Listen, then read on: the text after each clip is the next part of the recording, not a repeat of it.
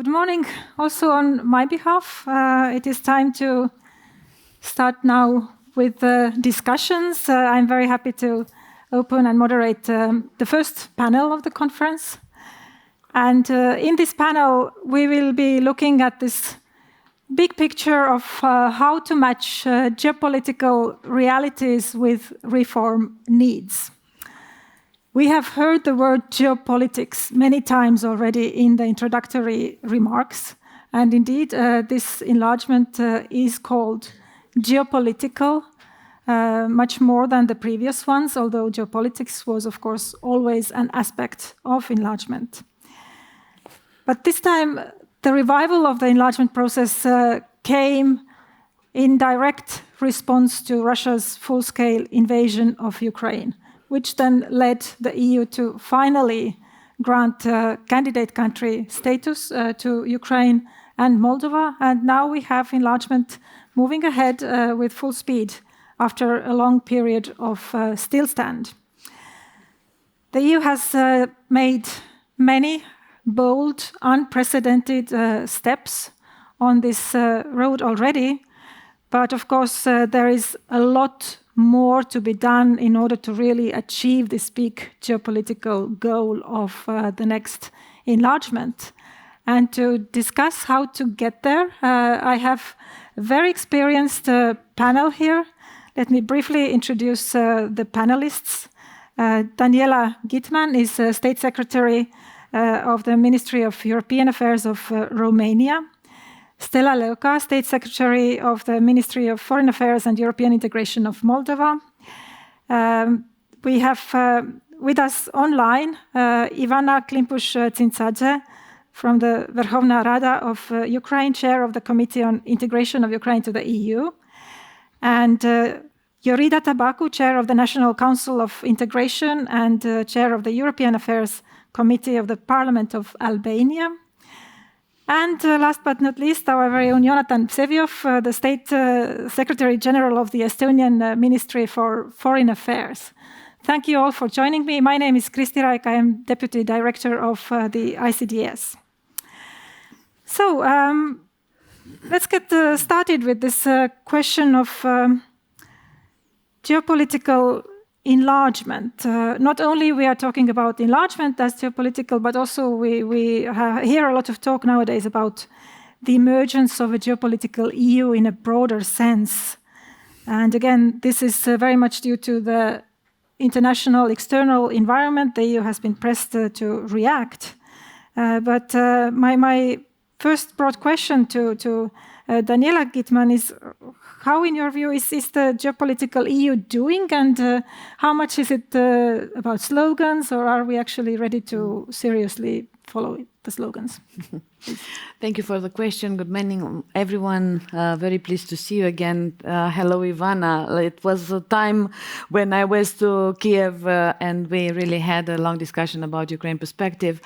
I'm very pleased and very thankful for organizing, being invited to this conference, ICDS, together with the Embassy of Sweden, Embassy of Romania. Thank you so much for having this, and of course the Ministry of Foreign Affairs of Estonia.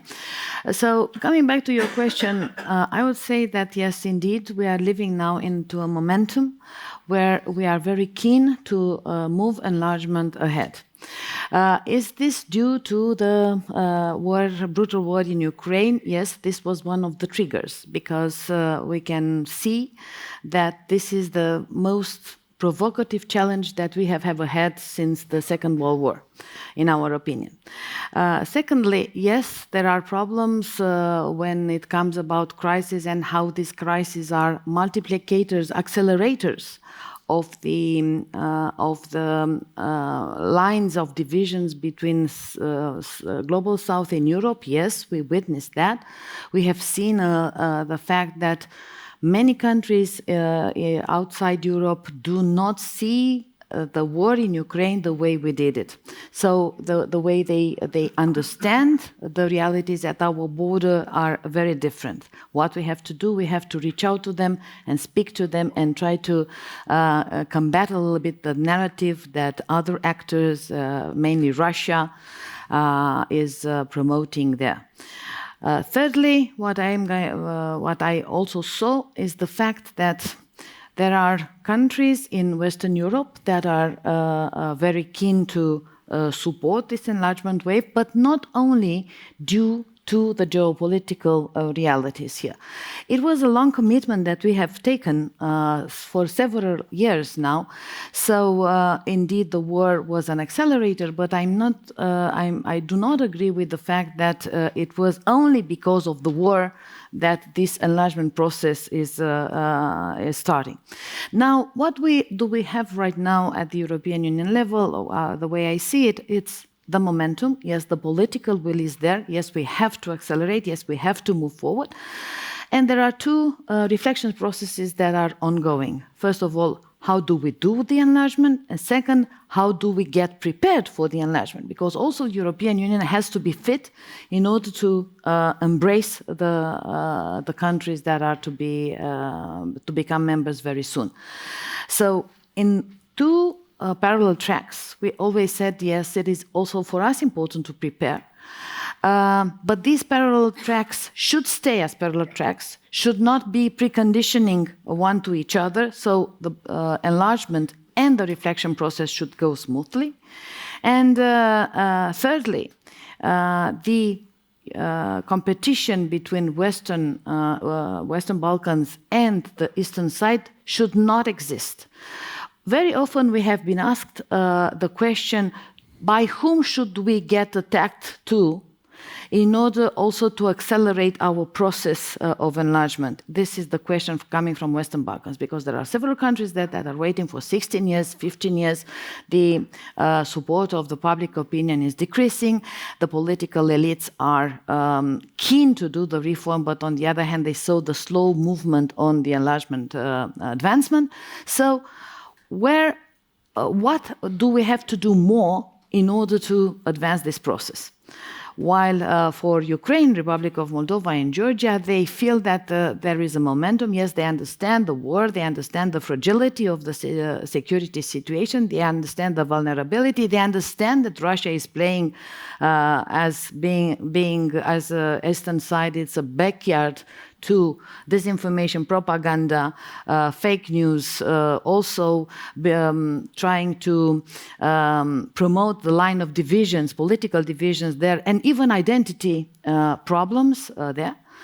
So the Western Balkan countries, they do understand what's at stake there, but on the other side, they feel somehow neglected.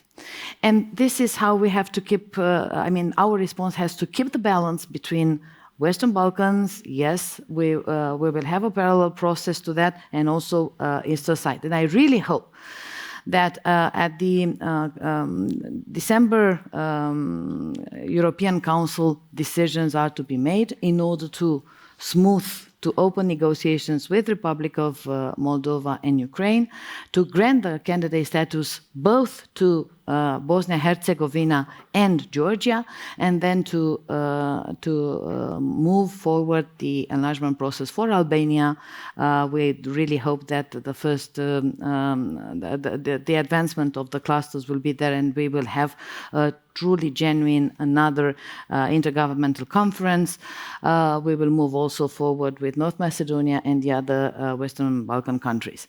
So my response in a nutshell to your question is that, yes, there were triggers. The war was a trigger.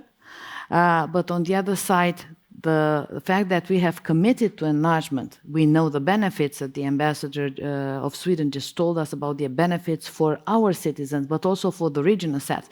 The fact that we have not only the moral duty, but also the interest to keep these two neighborhood regions under our umbrella is not disputable. I think the success of the European Union is also to be judged by the way we have managed to have Eastern countries included in the European Union. So here we are. Yes, indeed, we have to have a little more time about to give the countries to prepare. But I think the difference between before the war in Ukraine and right now is the commitment of the European Union to also put new energies and resources to advance the process. This is the difference. Yes, at the, for some time, declarative willingness was there, but now, as we see, we have also the instruments that will really boost the enlargement and will really help the countries to prepare. We have the growth plan for Western Balkans that was adopted not that long ago. We have the EPF funds for our eastern countries, and the fact that we have the energy, we have the resources, and we have the momentum right now, I think really put us under pressure to really deliver. And of course, this is also complementary to what the countries themselves have to do in order to advance the process, because time and again we say it is a merit-based process. We cannot have any compromise on the way the enlargement will move forward.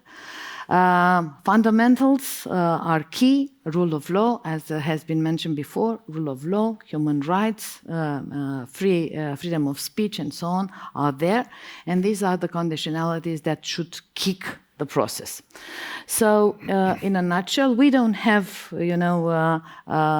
too many expectations, but then to deliver on the recommendations of the Commission. So there is no pressure on you, but nevertheless, it is important.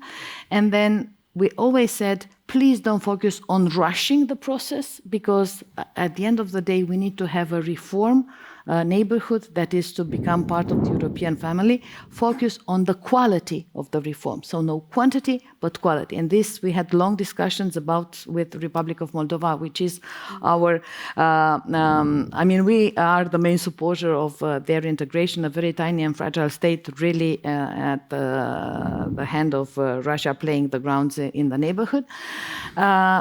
So we say, please focus on the quality of the reforms.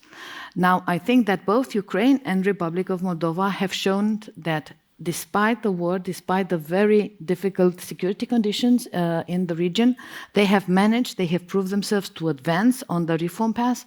So I think in December they really deserve the decision of the EU member states to open the negotiation track, and to the rest of them to really be supported in advancing this path.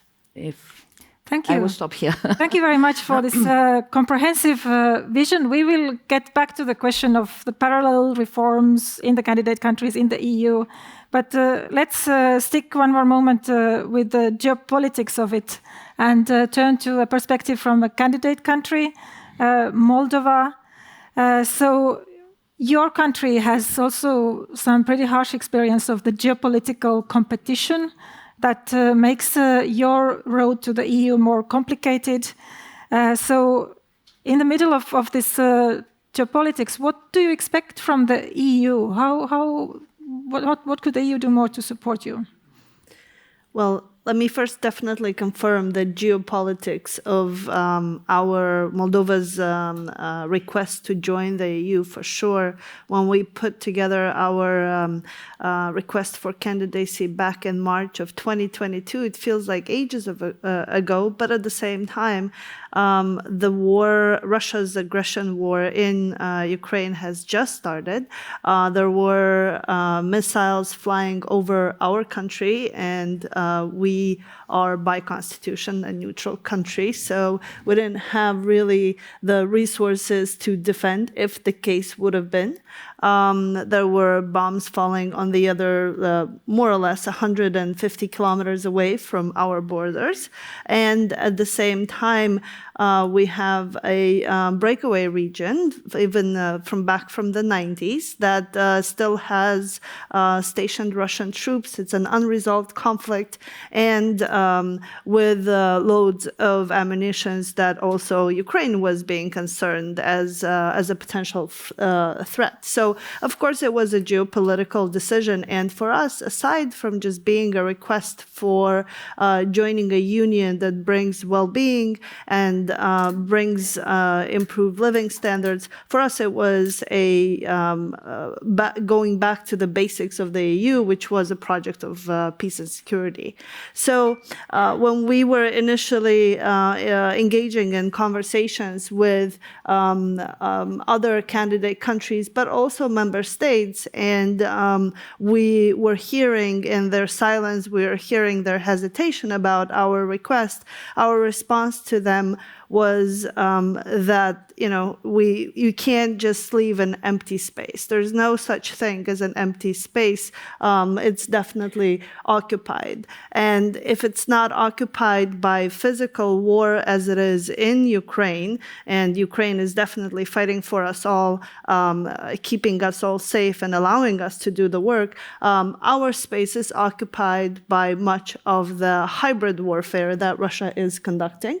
So we have a combination of blackmail with gas supplies and prices.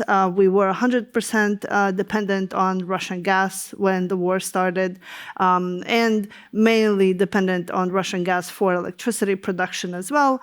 There is also a continuous disinformation, the legacy infrastructure that when Russia was bombing the electricity grid in Ukraine, we had blackouts in Moldova, but also, even more importantly, the interference or meddling, the potential of and the attempt of meddling with Russian money in our democratic processes. So all of that together attempts to bring in Russian money in our elections, stopped potential coup d'etat. So all of these were really the environment in which Moldova was functioning at the moment we put together our request to join the EU and then obtain the candidate status. So when we received the 9 recommendations from the Commission and candidate status, for us, that was good news. We weren't disappointed by the 9 recommendations. That was good news. It gave us a roadmap as to what we need to do to get there or to get to the next stage. So what we've done with those 9 recommendations, we've come together and tried to figure out what is necessary, where are the gaps. We came up with a list of about 60 different types of actions. But, we found out in the process that what really was also missing were lots of legislation and really processes and institutions. So those were the steps that we kind of had to take a few steps back so that we could move then forward. And that's when we turned again for the help to the help of the European Union. We were consulting with the Venice Commission, with the development partners overall, but at the same time also with the other candidate countries and with the Western Balkans, including the Western Balkans. I mean, when Ukraine started its process of self-screening of the legislation, we got together and they shared how they're doing it so that we can do it more efficiently and learning from their experience. Meeting just recently in Vilnius with the other Western Balkan countries, candidate countries, as well as with Ukraine, Moldova, and Georgia, we realized that we all had very similar challenges in terms of our justice sector reforms necessary, the vetting that was the corruption, the de-oligarchization efforts that were necessary. So I think going back to your question, what can we all do? What can the EU do? And especially the member states is treating us in a manner rather equally, in the sense that, yes, we all realize it's a merit-based, we all realize we all go at different speeds with different circumstances, but at the same time, supporting us to also learn from each other, but also from your experiences. I mean, the experiences that come from we call it the newer member states, but the newer member states are already about 20 years old. you still have the people who have worked on your European integration processes. You still have the people who have done the work, who have been putting together working groups to develop negotiating positions, to help adjust legislation, to help adjust directives. We're lacking people that know things. Yesterday I was in Riga, and we had a public event with civil society and with university students.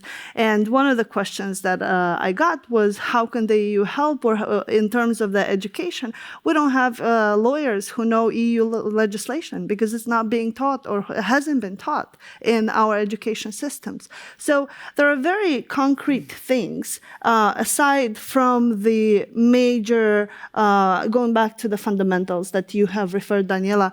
The fundamentals are absolutely key, and that's what the recommendations that were coming, that came to Moldova, Georgia, Ukraine, when we received candidate status. It is about the fundamentals, and those we need time. They take time. But aside from that, there are things that we can do together to make sure that potentially empty space is not empty. Many of the conversations that we have, member states do mention that it takes a societal change to join the EU, and we definitely agree. And it's absolutely important to acknowledge and bring that communication also back to the society, all of the changes, all of the reforms, so that the society also understands the value to them, to each individual in the society. But at the same time, what I think is also important to acknowledge, especially in this type of an environment in the room, is that it also takes societal changes when nothing happens. So for us, having received the recommendations of the Commission for opening of the negotiations, that was a major thing that the society has received. And it's important. For us, this last year and a half, we've organized a few processes also around the whole accession logic, and we have a total of 35 working groups mirroring the chapters of the acquis and the political and economic criteria. They're made up, so my country is about 2.2 million people. Those working groups, we have over 1,100 members in those working groups. And they are the expert level, the technical people that have expertise on the specific areas from across the entire government. They were happy when the recommendation came out, because they worked on this for a year and a half. They worked on the contributions to the enlargement report, every single update that we have provided, but at the same time, they also worked on suggesting to the leadership, to the government, suggesting the type of reform that is necessary, the ways to approach it, then the changes into the local legislation, and then implementation of the reform. So having gradual, how should I say, some kind of prizes, let's call it that way, for lack of a better word right now, some kind of gradual prizes for throughout the process for the candidate countries, I think that will be very, very important. And I'll stop here and we can go back into Yes, thank you so much. That was a great mix of the big picture and concrete details. Let us now turn to Ukraine. Ms. Klympush-Tsintsadze, thank you so much for joining us online. Ukraine is at the very center of this fight over the future of European security and the European order. So how do you see the EU's geopolitical role in this picture? We don't hear the speaker? No.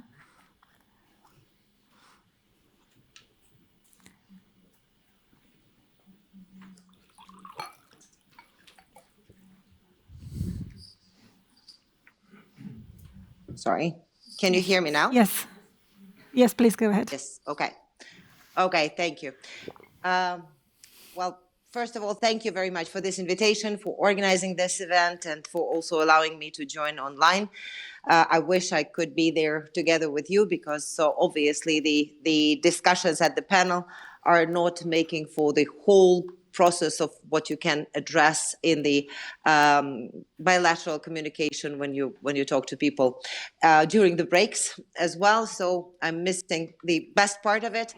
But with regard to your question, Kristi, I think that we have to put it a little bit in a bigger picture, because we have to understand that we are living in the break of the epochs, and we have to understand that, unfortunately, you know, while Europe and European Union is using a lot of, you know, economical, technological approaches of the 21st century quite frequently, just till recently, in geopolitical realm, it has been using the approaches of the 19th century. And that's not only about Europe, that's about the West.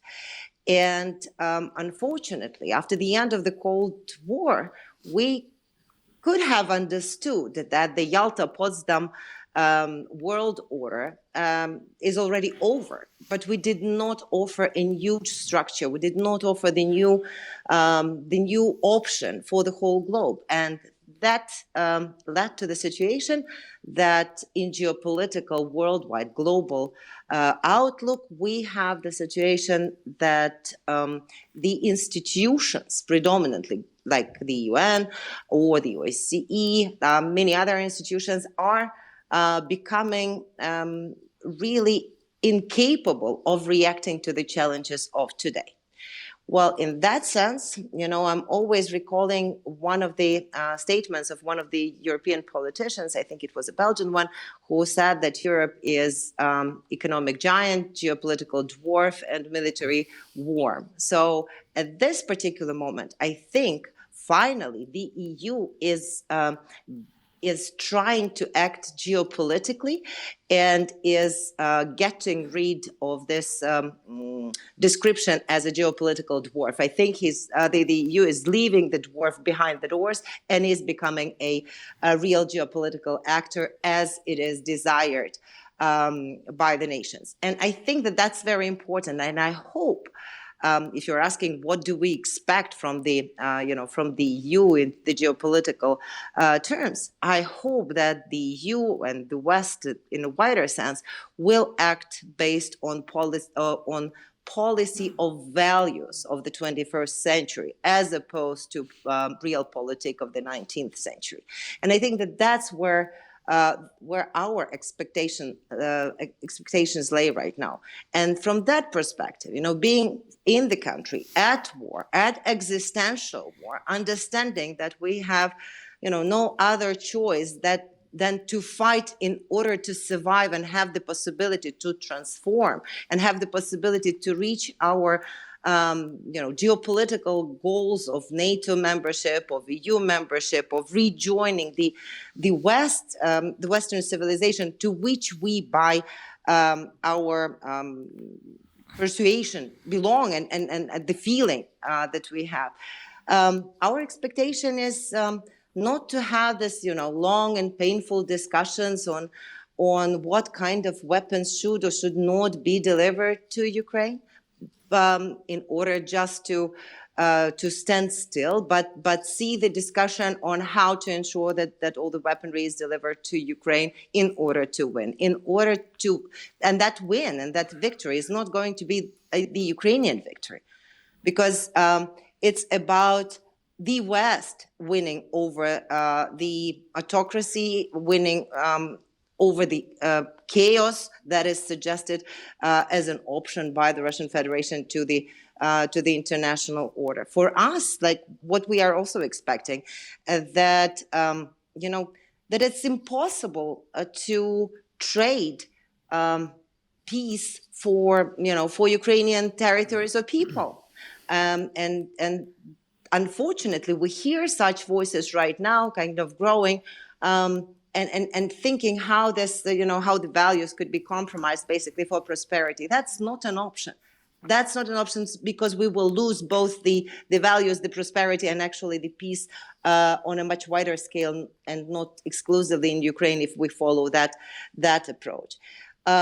For us, the expectation is also that the EU geopolitically will not only try to encourage the reform agenda and embracement of the neighborhoods through the actually following those fundamentals that we already discussed today, but also will think and look for instruments internally in the EU, not to allow some of the states within the Union to take the internal agenda and geopolitical aspirations of the EU hostage to their own financial interests or political interests. And that is something that is very important, I think, and that is also something that has to be addressed by the EU internally. And I think that we have to be very honest about those discussions with each other. And so, therefore, I think that basically we have to understand that the good has to be with feasts, that we cannot win over the evil with just deep concern or with a dove of peace at our hand. We have to get mobilized. I understand the difficulty of the discussion in Estonia right now. If the minister just mentioned that they are planning to have 3.4% of GDP being allocated to defense budget, I think that that's the right approach. I think the mobilization is needed everywhere. Otherwise, we are going to lose the chance that Europe has received right now to ensure that no gray zones are available for dictatorships and autocracies to attack, and making sure that we are speeding up the process of common reaching the goals that are based on shared values, both in the neighborhood, both in Western Balkans, in the eastern neighborhood, but also within the EU. Thank you so much for the strong messages, and I am convinced that there is the need to repeat over and over again to our European partners across the EU what is at stake at Ukraine, why it is so important to continue. We hear voices that the West is getting tired, but we are nowhere near the end of this fight. So thank you for underlying that. Now let us move to a view from Albania. The Western Balkans, of course, also has been a region where we have seen the geopolitical competition playing out, and it was not really helpful at all that the EU for many years was not really moving ahead with the enlargement process. But what is your view on this situation? First of all, thank you for having me here. It's a real pleasure being on this very well gender-balanced panel. Is of course also a pleasure coming to Estonia for the second time this year. I was in September on the Open Government Partnership, and I thought if Estonia did it, why can't we do it? We are very similar, have similar characteristics, but also past. And it has been looked from Albania with a sense of similarity. So I believe that also the increased relationship that we are having with our Estonian counterparts lately will help in this process. Also thanks to the Swedish Embassy.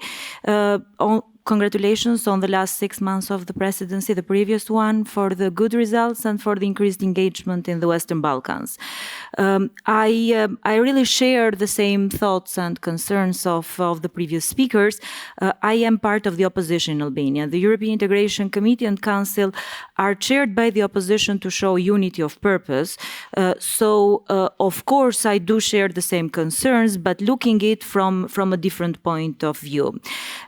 EU neighborhood is becoming lately much more hostile and unstable. We are not used to see such a situation in the region for at least the last 1997-98, where Serbia and Kosovo were in a war. And for us that were very close to the war, when the Russian invasion towards Ukraine happened, it reminded to us of the crisis, of the management, but most importantly, it reminded to us how difficult it was getting out of the war and how difficult it was to establish balances in the region, but also continuing a process, the enlargement one, where all of us are together. I do consider the enlargement of the Western Balkans as a regatta process. We are all in. It does not make sense if only one of us continues with the process, if the Western Balkans will not completely be in the EU, and now, of course, for Moldova, Ukraine, and Georgia. The Russian invasion towards Ukraine, of course, put Europe in a different position. Now the European Union and member countries need to see how they could develop tools to effectively be put it on the global stage differently. And three were the main issues which arose during the last 2 years. First of all, how EU can boost the diplomacy, how can increase defense capabilities, which let's be fair, were not at the maximum when the Russian invasion towards Ukraine happened. If it was not for a coordinated effort of EU and US, I don't believe that Europe alone could have done it. And thirdly, instruments to tackle the security issues.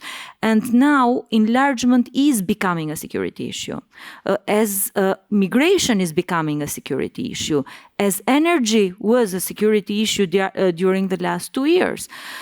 Albania was lucky, when I say lucky relatively, because we were not depending on gas, we were not depending on Russian supply of energy. But still, without a coordinated EU response, we could not have done it. Now, in the last year, we have seen more progress in the region than we have seen in the last 10 years put together. Albania, when I heard my colleague from Moldova here speaking about criteria, Albania started with 3 criteria in 2013.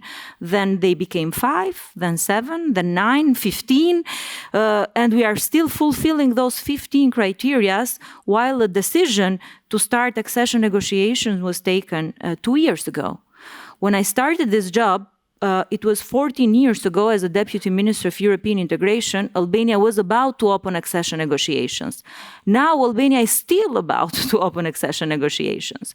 So while we work for the Western Balkan countries to make them ready for enlargement, of course it was needed also for member countries, EU institutions, to make them ready for enlargement. To work with them, because for them to work to come out with instruments that improve and facilitate this process. I guess that everyone in the room would have read the Aspen Institute paper on how we can reform EU and decision-making for enlargement in terms of from a unified vote to a qualified majority. So bilateral disputes between countries cannot interfere or stop this process was a very welcomed development, at least seen from the Albanian perspective. Going to the alignment of policy, we all in the region, except one country, have aligned EU and foreign policy with the European policy. There is only one country still left, though, which is Serbia. Still, none of my colleagues is not here. I don't want to make any comments on that. But EU should be ready to also have sanctions towards countries who do not align the policy. Because if enlargement is becoming a security issue, if the Russian invasion towards Ukraine showed us how fragile the balances in the region are, then we all as a region should be prepared to act as a group of countries in this process. Let's be fair, the EU response during the last 2 years has had also limitations. First of all, the phasing out of Russian energy imports, which was difficult for a lot of countries. But I believe that now European member countries are at a stage where dependency from Russian imports has been phased out. The military engagement, and thirdly, the EU links support of business relations with Russia, and no sanctions were taken in this regard. If we are prepared to move in this process and to give examples to show that there is no other way than the European future for our countries, then we should prepare also to use all of the tools. Lately, in Albania, we are discussing the capabilities of the region, and I'm very happy to see that the new geopolitical and security issues and the enlargement policy with new means that the Commission is presenting now is also coming with new instruments such as the growth plan. We are now advocating for enlargement before membership, because if there is a date, and there will be a date when we all fulfill our obligations, we need to be ready. So the new growth plan, making us ready in terms of the market, in terms of standards and norms, in terms of capabilities, in terms, of course, also of legislation, has been very, very welcomed. The approximation of legislation in Albania with EU legislation is at a very high rate.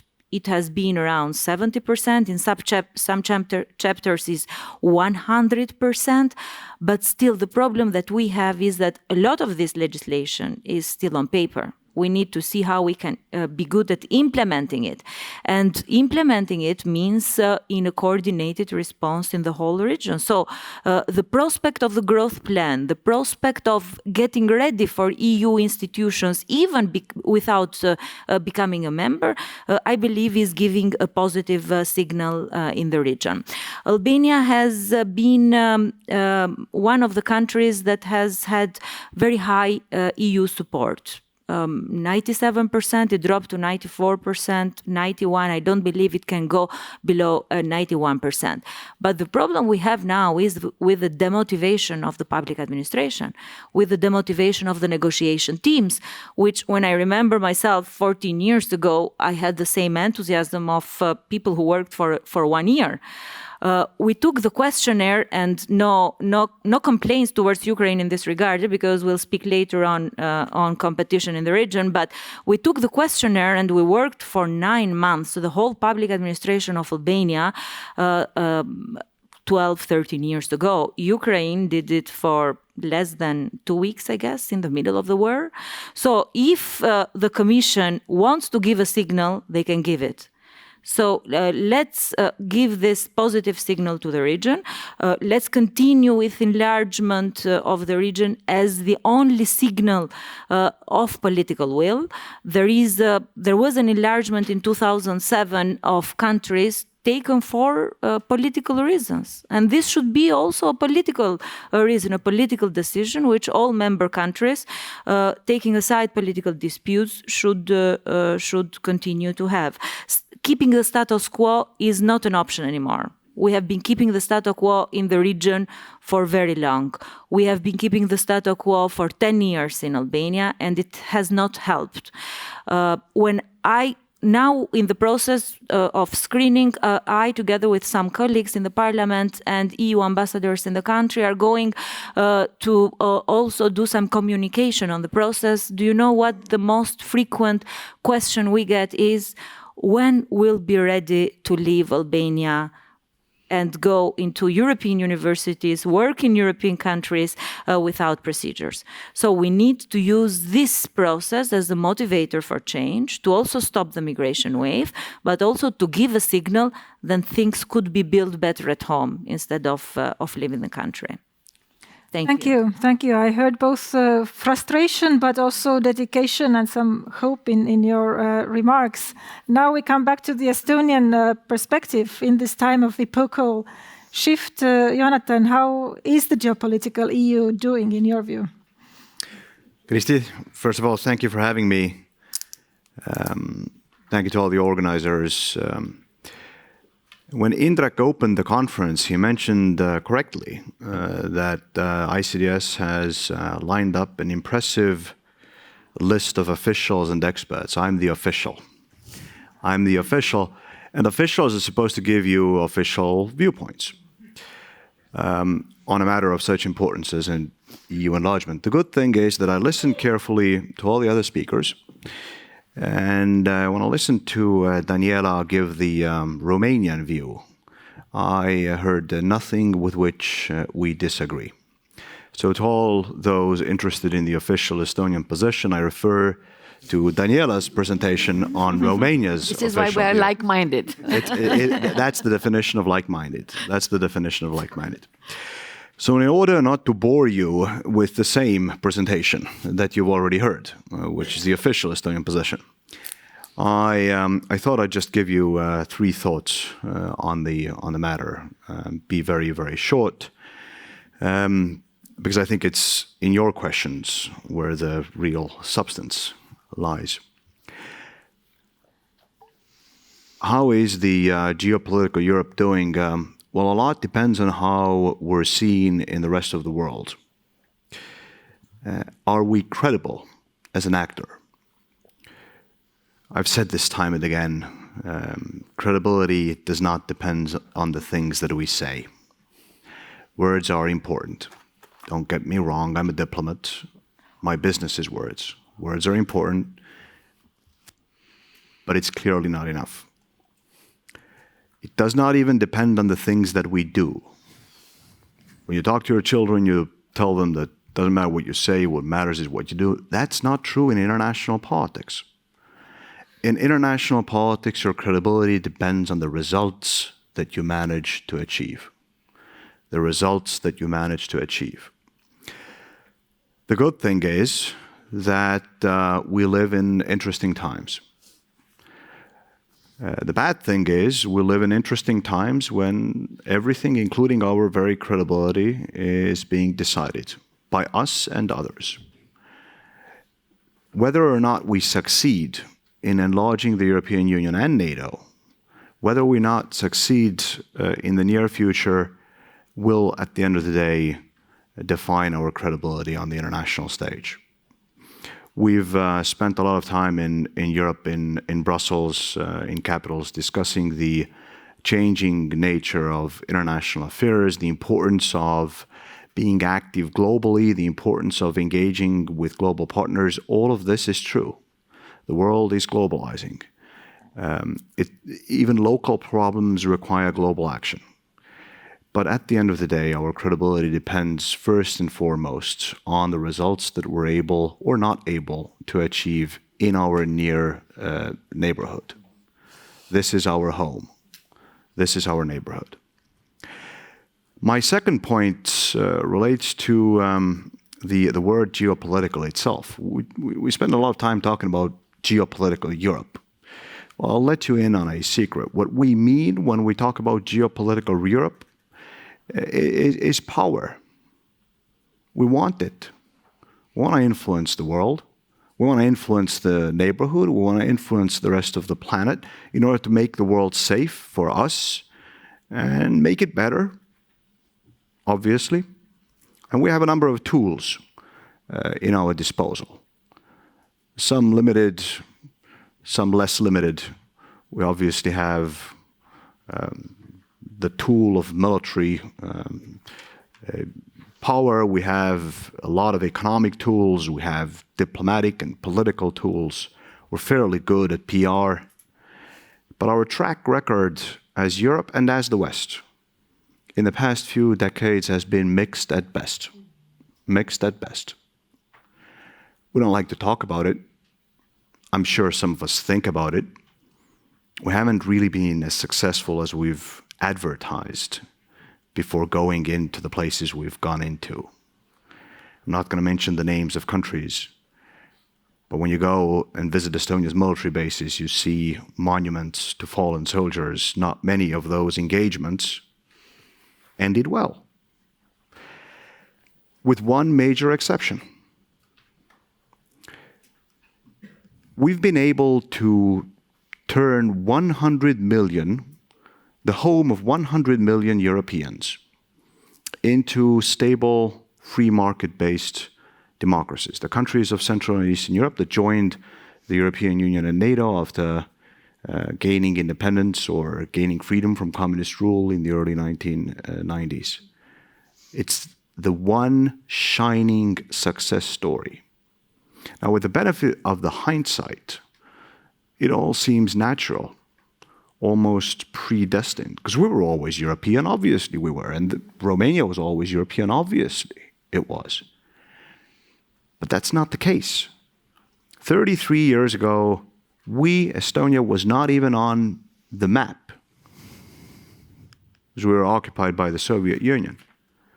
The Russian Federation didn't want to pull its forces out of Estonia when we regained independence in 1991. The last Russian soldiers left 29 years ago. 29 years ago. 8 years later, we received invitations to join NATO and the European Union. 8 years later. And 10 years later, we became members of the European Union and NATO. A success story unlike almost anything else in our history. It didn't happen automatically, but it was a major success story, not just for Estonia, not just for Romania, but for Europe. Oftentimes, when you read Western newspapers, they characterize this part of Europe as being far and being small. Well, collectively, we're 100 million people, 100 million people, that now live in stable democracies, more or less, with their problems, are part of a zone of freedom and stability that is unprecedented on this continent. It didn't happen automatically. We knew in the 1990s and early 2000s that for us the window of opportunity was going to be limited. We had to jump through before the window closed. We succeeded. And then the window closed for quite some time. Well, the window is opening again. And time now is of the essence. We need to move. We've made a lot of words, very good at words, outstanding speeches, many of them, by the way, given in Kiev, in Ukraine's parliament, outstanding speeches. The time to move from words to action is now. The urgency is driven not necessarily by us alone. The urgency is driven by the fact that there is war in Europe. The war is not about Ukraine. It is certainly about Ukraine as well, but the war is about the future of this continent. Everything will change at the end of this war. Not just Ukraine and Russia, but the most basic of norms that govern international life, certainly on our continent, perhaps in the wider world. The enlargement of the European Union and NATO is important because it is our way of shaping the future of this continent, of taking the next step, hopefully a successful one, like the one we took with 100 million Europeans that are now in European Union and NATO. So it is important because of strategic reasons, long-term strategic reasons. But it is also important in the context of this war. When, a bit more than now 10 years ago, Ukrainian people went to Maidan, they were driven by hope that one day they too could live the European life. Not just join bureaucratic institutions, but live the European life without corruption, with freedom, with democracy, free market-based economy. That was the hope. Well, you know the story. 10 years later, there's now major war in Europe. Major war in Europe, in which one of the goals of the Russian Federation is to not just destroy Ukraine's infrastructure for the sake of destroying Ukraine's infrastructure, or to destroy Ukraine's armed forces for the sake of destroying Ukraine's armed forces. One of the goals is to destroy that hope through words and deeds alike, to prove to the Ukrainian people that no, this hope is unrealistic, maybe even mistaken. We know, because we heard the same messages in the 1990s, in the early 1990s especially. It's unrealistic. It's ridiculous. You in NATO? Nobody wants you in the European Union. Who wants your products? The only market that you will ever have is the Russian market. You won't be able to sell your fish to the Europeans. They don't want it. We need to succeed in providing the Ukrainian people with hope. Now, nobody is stupid. Nobody thinks that the enlargement of the European Union can take place overnight. Some countries have been about to join the European Union for years. It took us 8 years. With the benefit of the hindsight, that was a short period of time. But during those 8 years, there were moments when we thought that the process would never end. It's not going to happen overnight. Nobody expects this to happen overnight.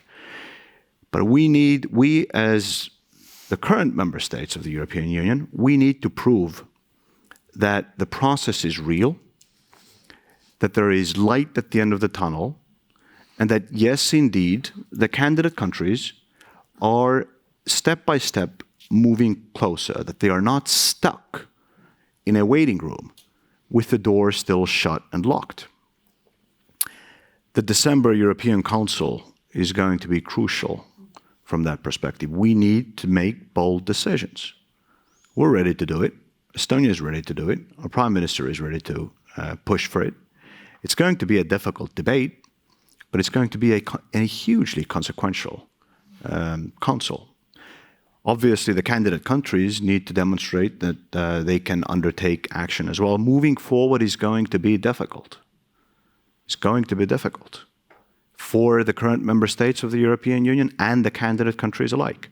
But standing still, ladies and gentlemen, will lead to catastrophe.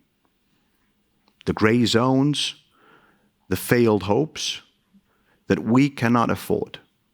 We, current member states of the European Union, cannot afford. So we will be advocating for moving forward, for taking the hard making the hard decisions and taking the hard steps. Now, finally, because I promised to be short, coming back to the officials and the experts, I'll let you in on another secret. When presented with a yes or no question, an expert answers with a yes or no, depending on his or her viewpoint. Politicians, officials, and yes, indeed, diplomats use a different kind of language. No is not used in polite circumstances. So we either say yes if we support the proposition, or if not, we say yes, but. Yes, but. Nobody wants to say no. The yes, but does the same trick, depending on how well the but is constructed. Now, there are a number of legitimate questions that we need to discuss.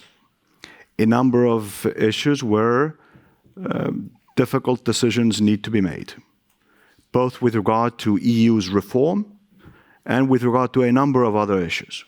How do we make sure that we succeed in providing Ukraine with the military assistance that they require? How do we fight back against climate change? How do we ensure that our words echo in the global hallways where they need to echo, where propaganda is being used against us that undermines our relations with global partners? A number of legitimate issues. We need to make sure that those legitimate discussions do not become the but in the yes but when it comes to enlargement. That is going to be the real trick. No one's going to say no. It's the yes buts that I'm personally concerned about. And the reason why we've constantly and consistently advised all candidate countries to not rest, not rest when you reach, in your opinion, 95% of the criteria. Not rest when you've reached 99% of the criteria. Do not rest when you've reached 100. Aim for 110. Because when the doors close and you're not in the room and people are making decisions about your fate, nobody's going to say no, but the yes buts will use the 1% that is missing as ammunition. And we need your help in order to push for a yes. Thank you. Thank you so much. Very determined. Thank you for also the historical perspective. Indeed, Estonia not only has the experience of being through the technical accession talks, which then we can share with the current candidates, but also we have the experience of all these prejudices and fears that Jonatan was referring to that were there in the 1990s. And it was a hard time countering them. And many of the fears and prejudices we hear today about the new enlargement sound very familiar, actually. So we need to keep countering and making our points. Now, the only problem with this great panel is that we have limited time. And I still want to have one round of answers from the panelists before I open the floor to the audience, but please think about your questions already. But now I want to focus more on the reform part of this panel. And I ask you to be now really brief, just a couple of minutes. You have all actually raised the issue of reform needs already in your introductory remarks. It has been noted that enlargement and internal reforms in the EU, reforms in the candidate countries and in the EU, they need to be parallel processes. But can you tell us briefly what, in your view, are the most difficult reforms to implement? And how to go ahead with that. Let's start with the Ukrainian view, Ivanna, this time.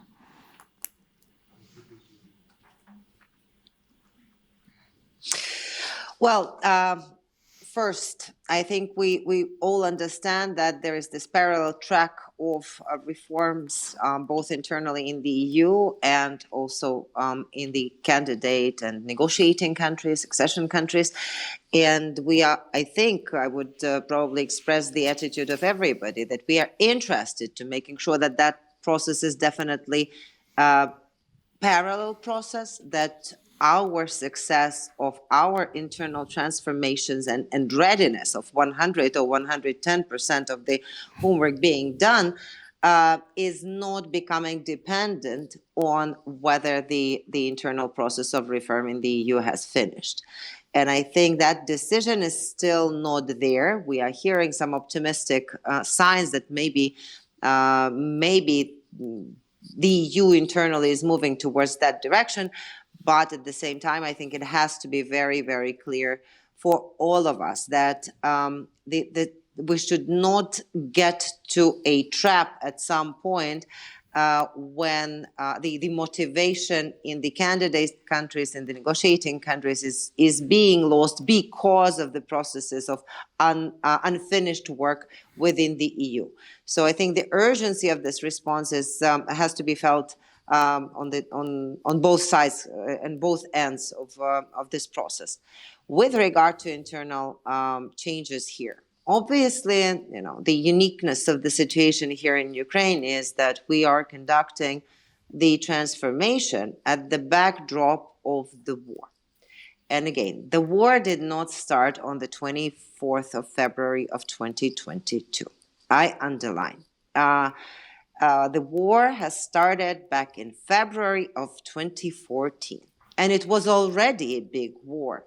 And it was very comfortable to pretend that this is some type of a small conflict, where some 7% of the territory, which is much bigger than many of the European states, is being occupied by the by the Russian Federation, the weak response to the to this attacks and to the aggression, not only to the Ukrainian case but also to the previous Georgian case, have led to this further escalation.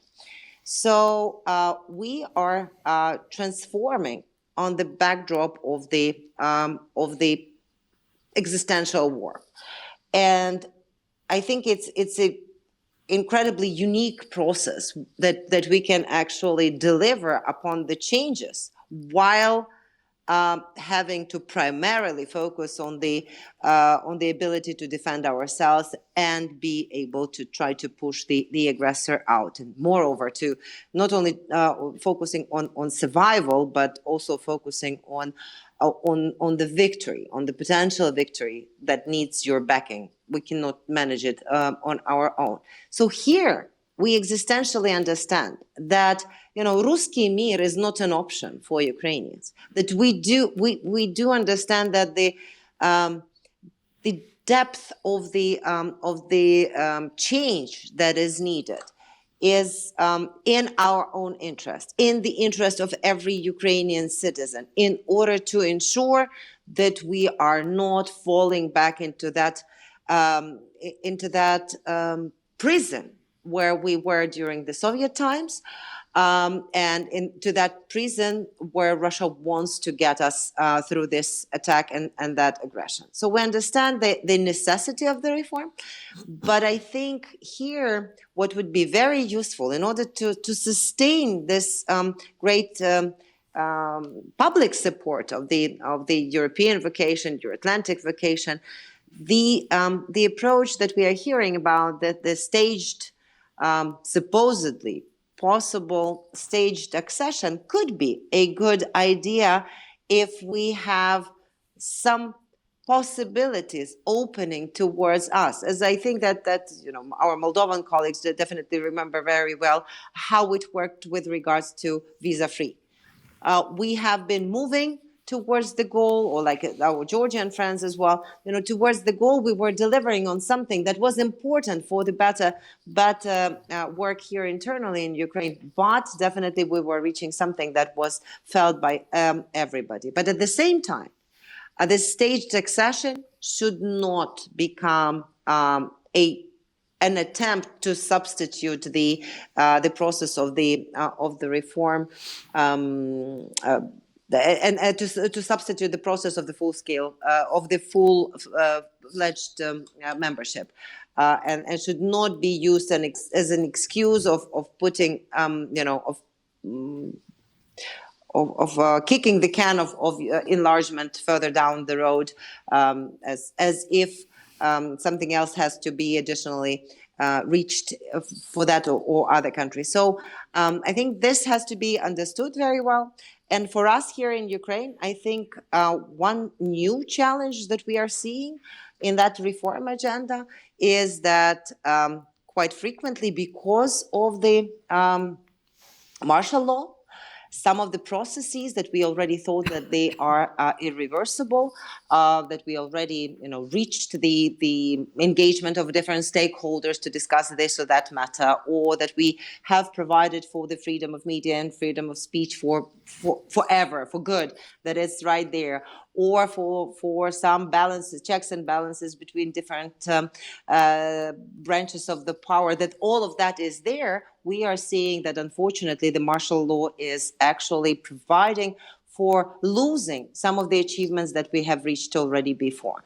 And I think here we are in very serious need of open and honest dialogue with our colleagues and partners on the side of the EU institutions, on the side of the EU member states, in order to ensure that we are not losing something that could be the basis for our further progress, as opposed to having the need to return back to more work once the martial law and the war is over.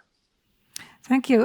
Daniela, do you see this trap, or the danger of the trap that at some point EU internal reforms might block enlargement, how to avoid that? This is definitely what we do not advocate for. I mean, discussions in Berlin, discussion in Granada, us Estonian colleagues or the newcomers, let's say new states that entered most recently the European Union said we need to advance in parallel tracks. Yes, we need to reform. Okay, how the number of commissioners, how many, how we do the sectorial policies, how do we keep unity, solidarity, cohesion? Okay, it's one, but the enlargement has its separate life.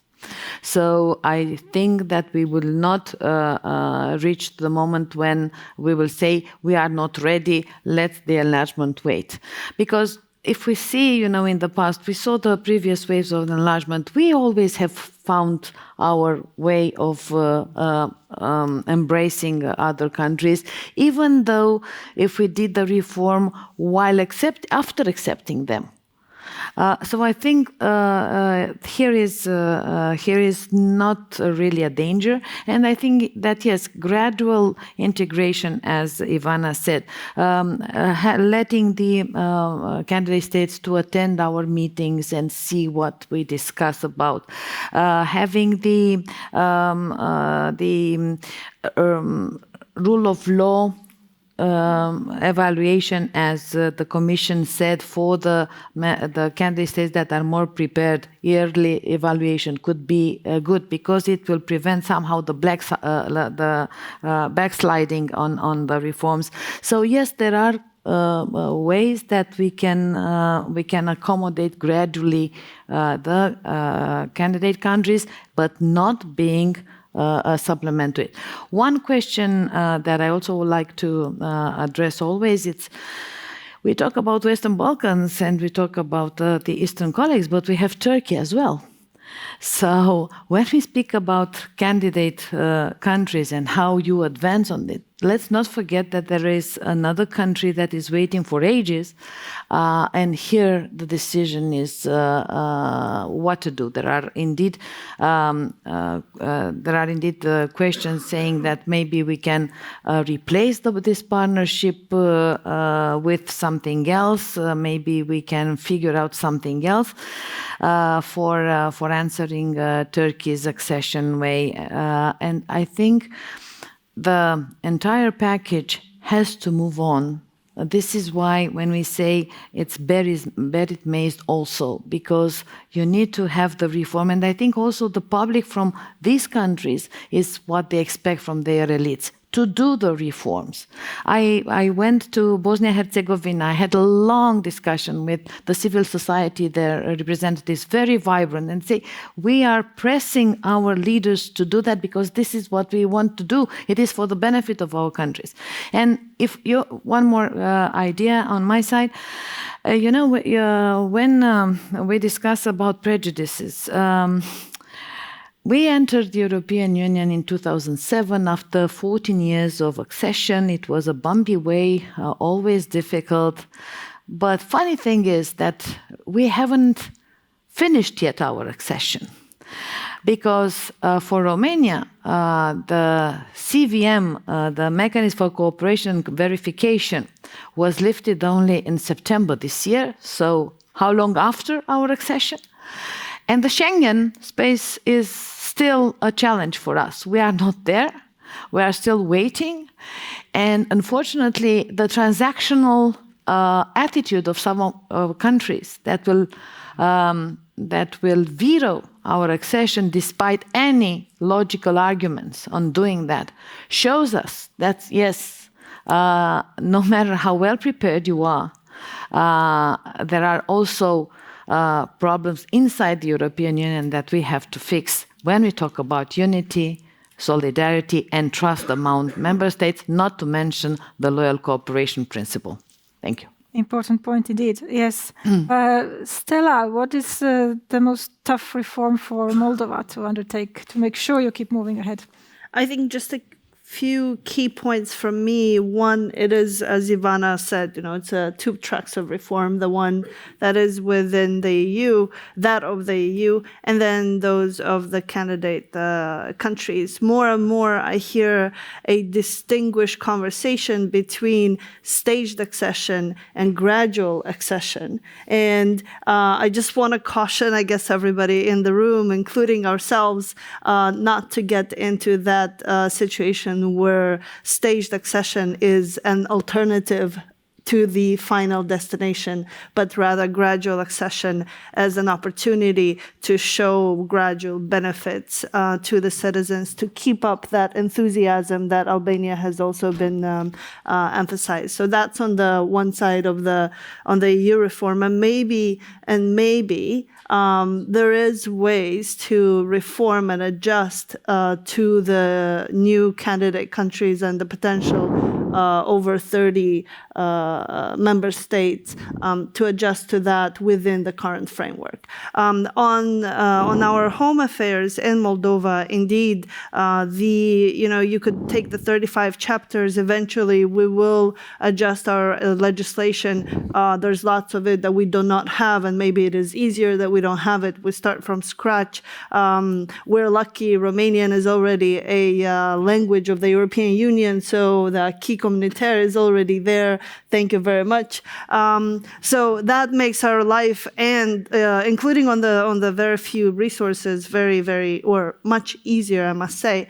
But it is about the fundamentals, and I know we're going back to the same emphasis, but it is definitely about the fundamentals, because those changes, those reforms are the ones that stay within the society. It is the deeper changes at the grassroots levels. It is that situation where you embed the vetting process, not at the level when you confirm a prosecutor general only, but rather at the level of when you start in the profession at the National Institute of Justice. So making that type of reforms that we know the resistance is high because of our past and history and former legacies. But those type of reforms is that need time. And I think here we're on the same page with the Western Balkans, with Ukraine as well. Everybody is conducting those reforms under their own challenges and circumstances.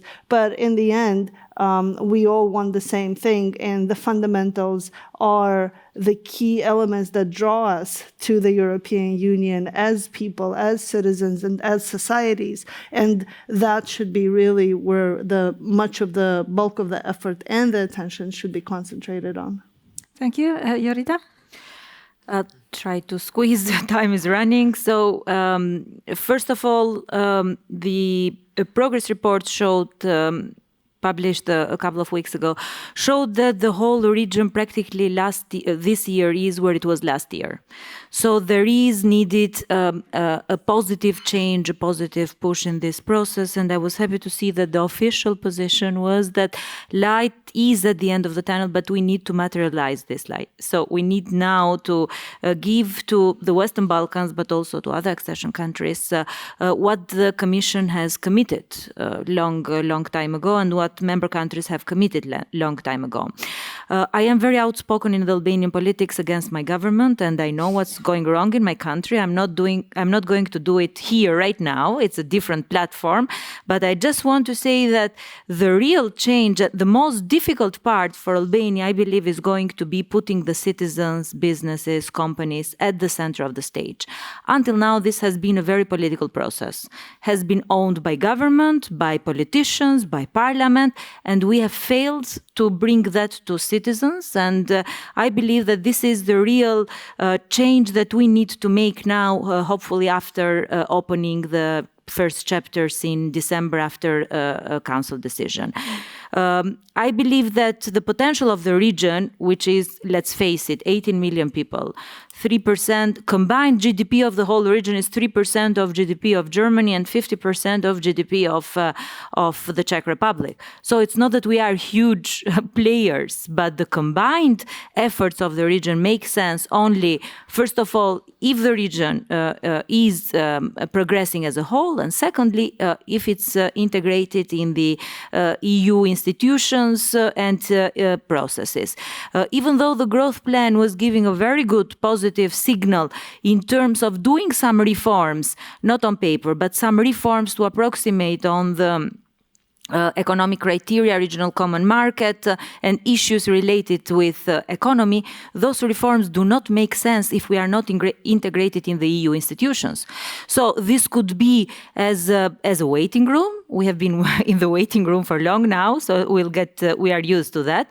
But there is no substitute, no alternative of the accession process. We have welcomed the Berlin process, the political and economic community, all the meetings, all the enlarged formats that are taking place, but the accession process and enlargement are what the region needs, and I believe also other accession countries need. Thank you. Thank you. Jonatan, still in full agreement with the Romanian colleague? Yep, absolutely. Also on Schengen, by the way. Also on Schengen. Reform is easy, by the way, until and unless you start changing the division or the balance that you reached with regard to the division of money and or power. And of those, power is harder than money. And even then, reform is doable, as we've proven time and again, both as the European Union and as member states. We've changed the way we divide power and money internally, and we've changed the way we divide power and money as the European Union. It becomes problematic, though, when the ideas for reform start to affect either the very character of the union that we've built, in which case it's going to be more difficult to push the reform through, or when one were to propose an all-or-nothing option. Now you have a little bit of power, give me all of your power. Or you have a little bit of money, now give me all of it. Or vice versa. All or nothing, these absolutist ideas usually fail. So as an observer, one has to pay close attention to such proposals. For, again, one needs to assume that no one is stupid. Everybody understands what's doable and not doable within the current political parameters in the European Union. So unrealistic ideas are sometimes not there to be adopted, but there to be the but in the yes but. And we need to call them out. Thank you. Now, we have 4 minutes left, but I want to take 1 or 2 very brief questions. James share over there. And if it is directed to one of the panelists in particular, please mention that also. It isn't. I think you're probably in agreement that the main question is whether the European Union is prepared to be a fully fledged geopolitical actor. Now, when Jorida Tabaku at the beginning said first we had 3 criteria, now there are 15 criteria, it is clear that criteria are being used as a disguise to avoid making political judgments. So if that's indicative of our behavior, the answer to my question is no. Now, my real question is whether you agree with the following proposition. If the EU or a number of member states say, with regard to Ukraine, that there will be no membership until there is peace, one of 2 things follow. Either we collectively, and I mean the West as a whole, do what is necessary to ensure that Ukraine wins the war and Russia is defeated, or we accept that there will be neither membership nor peace. Do you agree? Thank you. Well, very deep question, but I ask for very short replies. I see no other hands up, so this will be the final round, and we really get back deep to geopolitics and questions of war and peace. Let's go in the reverse order now, and your final remarks, just 30 seconds. Yeah, that's easy. I'll use 5. Yes, I agree. Great, thank you. Jorida? First of all, thank you for pronouncing my name. Of course, it's a political decision. Do I believe that my country has fulfilled all criteria? No. Do I believe that if chapters are opened, criteria will be fulfilled, will be full members, everything will be fine? No. But there is a time to make a political decision, and I believe that the time is now. Thank you. Ivanna? If we do not want to invite for more aggression, then we should not try to tie the end of the war to any decisions within the EU, or for that matter, within NATO as well. And I think that that requires a lot of political courage, that requires a lot of political leadership. And unfortunately, both of them are still in some deficit across Europe, with all the good things that have been achieved up till now. Thank you. Stela? I strongly believe that there is no empty space, as I said earlier, so that pretty much explains how I feel. Thank you. And Daniela, you have the final word. Final word is that what I have taken from many seminars is that ambiguity does not pay off. We have the clarity, we have the will, we have the determination, and we have the candidate countries that are so convincing right now on reforming that we have no other way than move forward in December this year at the European Council, isn't it? Thank you very much. Now I just want to, by way of conclusion, wish to all the panelists a lot of strength, a lot of energy, determination in pushing forward and making sure enlargement will actually happen. And also peace will happen, Ukraine's victory will happen. Thank you for joining me. Please join me in thanking the panelists. Thank you.